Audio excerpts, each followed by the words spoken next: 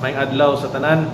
Kini si Attorney Herbert Gonzales, ang Provincial Administrator sa atong probinsya sa Davao del Sur.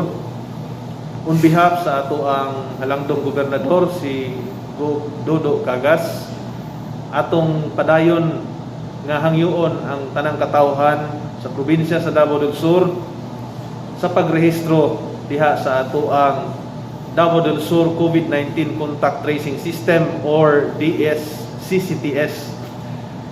Apil na diha ang ato ang mga establishmento nga ato ang iparehistro ang ato ang tagsa-tagsa ng mga gambalay sa ato mga establishmento pribado o gobyerno aron ato ang matabangan ang kasamtangang kampanya sa atong gobyerno sa probinsya kalabot niining COVID-19 nga padayon natong gigbatukan.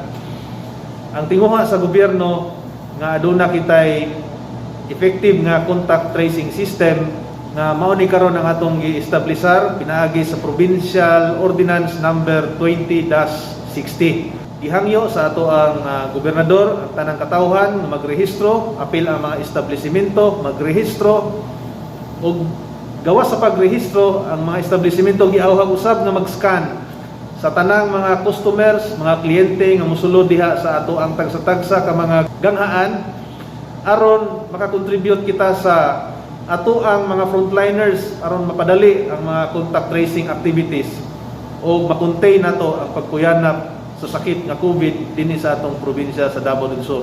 Daghang salamat sa inyong kooperasyon. Ang atong gobernador nang hinaot sa inyong full cooperation aron kitang tanan mabulahan niining ato ang paningkamot no sa pag control niining pagkatag sa COVID-19 dinhi sa atong probinsya.